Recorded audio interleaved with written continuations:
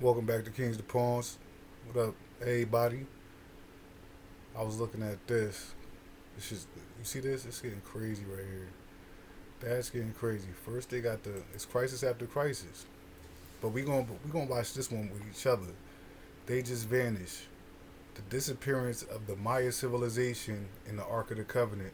Now, I know there's a lot of y'all that's religious, and I don't want you to think that I'm an atheist. Matter of fact, I don't care what you think, but I'm not one of those. We'll check this out real quick. We're going to keep it raw and everything. Tikal, Palenque, Chichen Itza, Yaxchilan, See them buildings? ancient homes of the Maya people. The question of the disappearance of the Maya culture has long fascinated historians and archaeologists. What caused the abandonment of these ancient cities? Why and to where did the Maya people vanish? Today's consensus suggests that the answer to these questions lie in more than one factor: overfarming and geopolitical changes. I'm very privileged to live on the east coast of Australia, and I love living here. But every place that I've lived, Australia, Britain, Canada, there's a dark side to the history. The colonization of other Shout out to Paul Willis and Fifth Con. people's lands, the oppression of indigenous peoples, and the suppression of their ancestral narratives. And the story of what happened to the Maya holds all those three factors together. It took the Catholic forces of Spain 170 years to all but destroy the culture of the ancient Maya. As the Maya migrated north into the Yucatan Peninsula and into what today is Mexico, their society became altered, their kings and queens ruling with ever greater fear over their people, glorying in their military conquests as their geopolitical fortunes waned, and maintaining control over their people through terrorization rooted in a practice of human sacrifice. Now, you see that movie that they playing in the background? I don't know if y'all seen that movie. Y'all better go check that out. Pretty good movie. It's intense. It's real intense. I told you it was raw. Hi, I'm Kevin Harrington, an Straight original raw. shark. And we Though moving their on. society continued to advance in sophistication, this brutal element raises a question over their model of priesthood and leadership.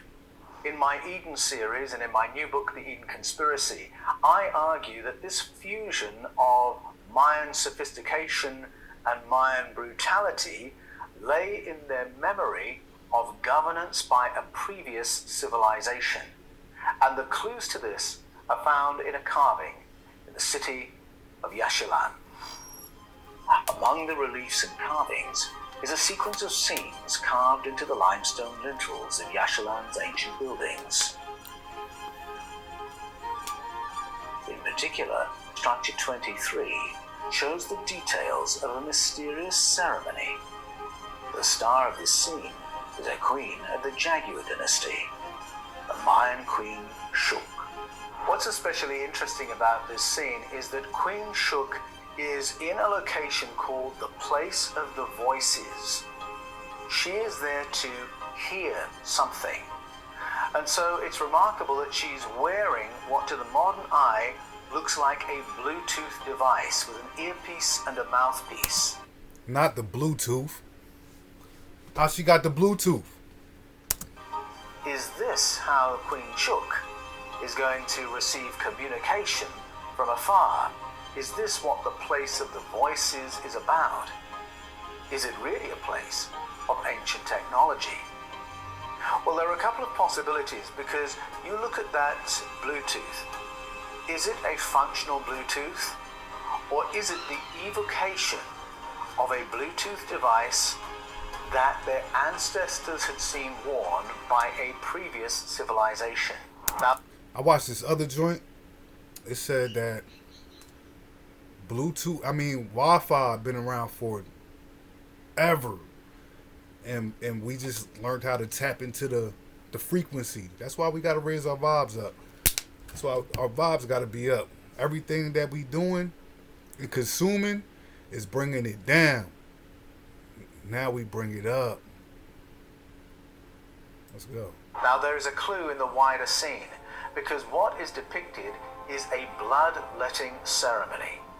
And the intent of that ceremony was to alter the state of consciousness of Queen Shuk to the point where she would become able to interact with beings of another kind, draconian beings who would then give her instructions for governing over the Mayan people.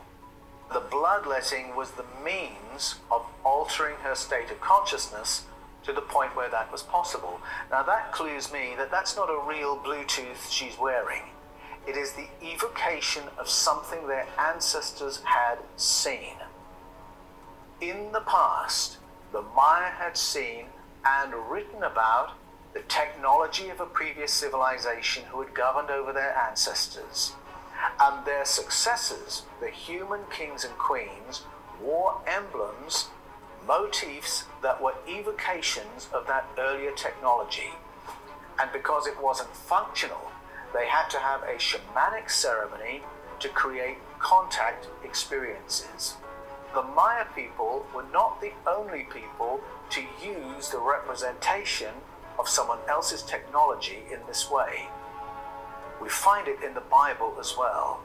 Now this device that looks like a Bluetooth is something I call a vested object, one of the accoutrements that the priestly kings and queens of the Jaguar dynasty would wear that would represent their wisdom, their advancement, and their right to rule over the Mayan people. For just $67, you can make as many videos as you want. That was interesting, right? You never need to pick up a camera or use any fancy editing software. With Doodly. But what is a vested object? What is that? On the 3rd of October 2022 in Scotland, Ian Hamilton has died at the ripe old age of 97. One of Scotland's most respected QCs, he has served the country for decades as an eminent criminal lawyer. The whole country will honour him and mark his passing, and a film has already been made to tell his story, with the actor Robert Carlyle taking the part of Ian Hamilton. But why?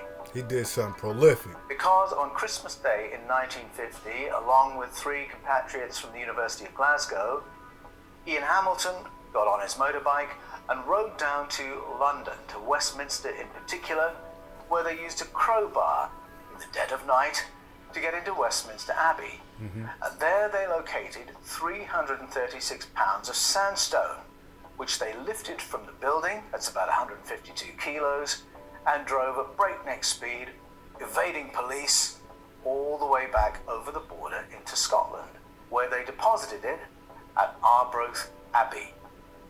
Now, what was all that about, and why did its arrival in Scotland create a party atmosphere there, but fears in Westminster of revolution and Scottish secession?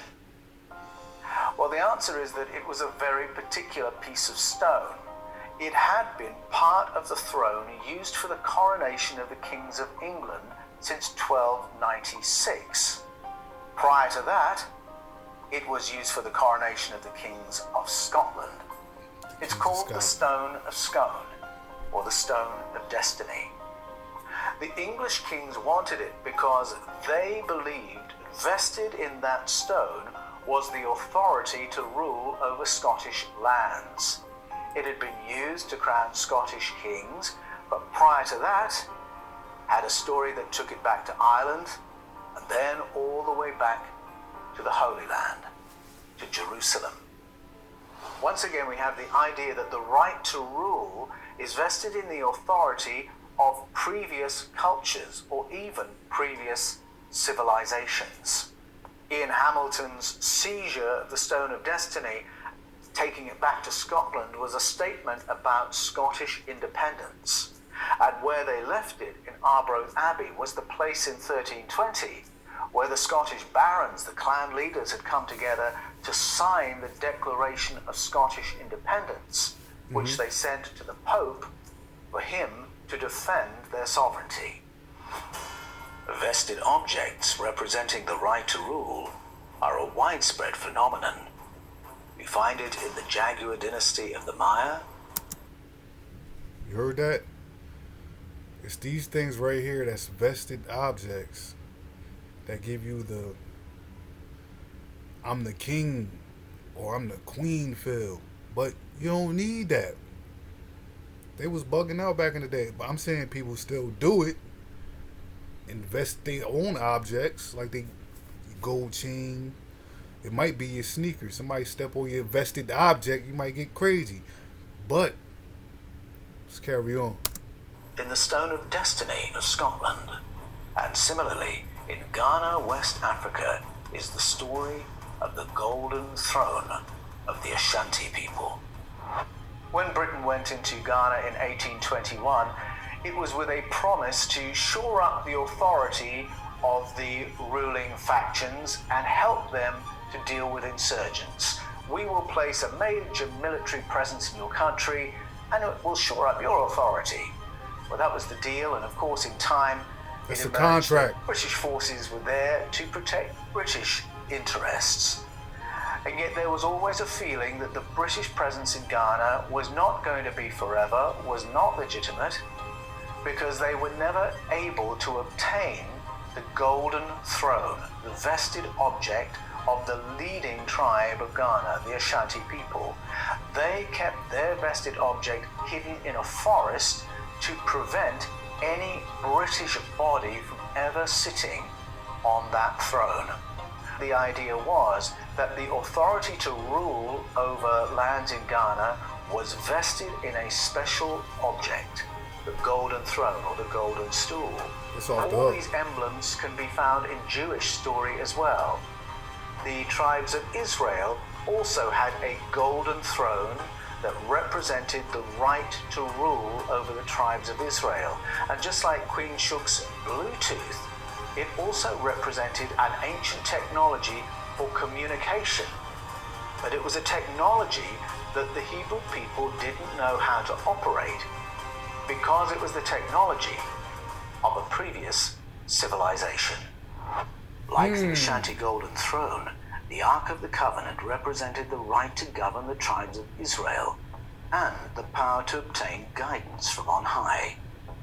Without ever explaining how, the biblical narrator indicates that the function of the Ark was to facilitate remote communication between the king when seated on the Ark and the powerful Yahweh, who mysteriously was otherwise inaccessible. In Exodus 25, Yahweh tells Moses that when he is in cathedra, meaning when he is sitting on the throne built into the ark, I, Yahweh, will meet with you and give you all my commands for the Israelites. Rather like the Pope when he is in cathedra, so Moses' words, spoken when he's seated on the ark, will carry the full authority of Yahweh and must therefore be believed and obeyed absolutely. See this? Через війни та конфлікти ми мусимо залишати наші домівки і всі наші речі. Ми навіть не маємо їжі. USA is giving away some more money. We got all the homeless people over here already. Not saying Ukraine don't need it, but who you think needed more? We over here, we've been homeless. I just walked past somebody that was homeless. Now there's an interesting parallel there between the Ark of the Covenant and the Bluetooth of Queen Shuk. Both the king on the Ark of the Covenant and Queen Shuk in her bloodletting ceremony are intending to achieve remote communication with a draconian entity who formerly ruled over their people. And their expectation of information... Draconian. That's lizard people. All lizard people aren't bad. Just like with humans. All of us ain't bad. Let's continue. Information, guidance, and authority is that it will come from that non-human source. Both stories speak of a non-human layer to the governance of human society, rooted in the deep past. Both cultures had evocations of technology that they hoped and expected would make this possible. Now, in the case of the Hebrew story, alongside the Ark of the Covenant were other communications devices, the Urim and the Thummim.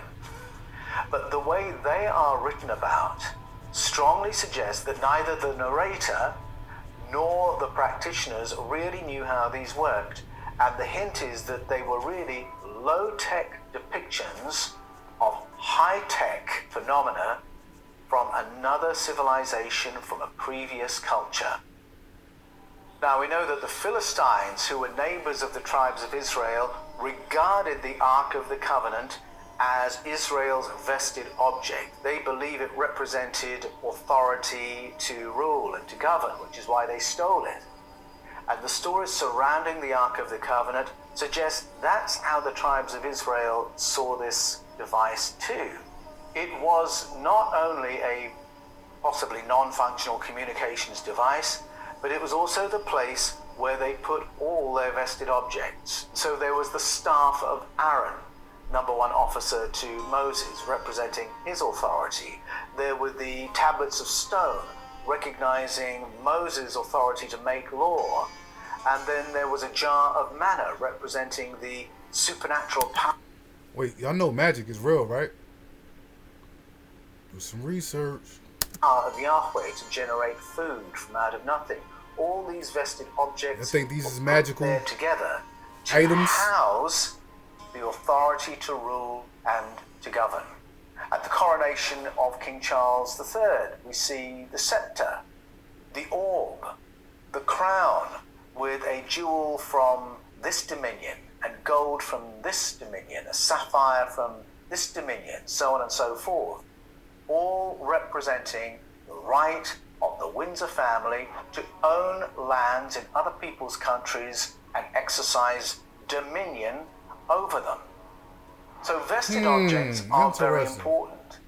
The continuation of crown power in Britain is a phenomenon all its own, considering the major changes made from 1215 on with the signing of the Magna Carta, where the barons got together, acted in solidarity to curtail the power of the crown, and then you had the abolition of the office of the king in 1649 and the execution of King Charles I, and then the glorious revolution in the 1680s to limit the power of the crown now that they'd reappointed a king, and to move the power to govern from the crown to government. Yeah, I know that. And then you had major changes in the 1800s, extending the voting franchise to all adult males, and in the 1900s to all adult females. You had the labour movement, new cadres of leaders coming into Parliament to campaign for laws that would benefit ordinary Britons, not just the 1%. So I don't know about y'all, but the timeline and the way that things advance, it seemed like history is way younger than what they're telling us, because the 1900s wasn't that long ago. It was a long time ago, but if you think about, if you know, you know what I'm talking about.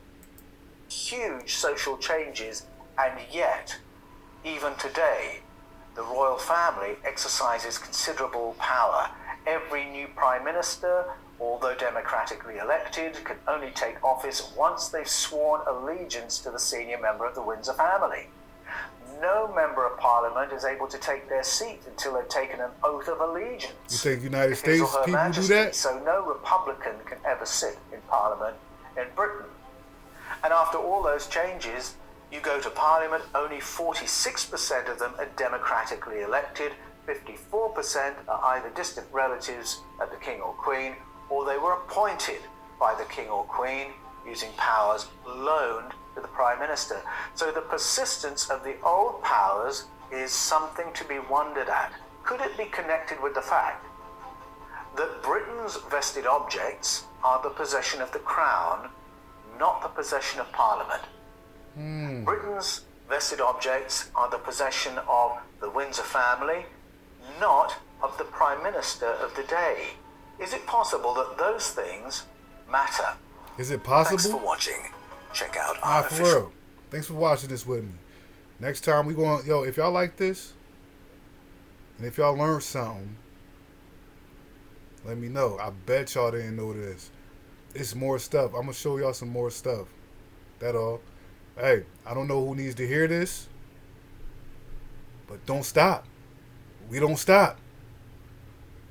Nah. Get up. Keep it moving. Shake it up. I mean,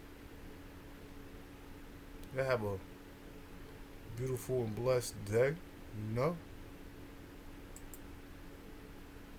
Hope y'all, oh yeah, I did that one. Hope y'all really enjoying everything.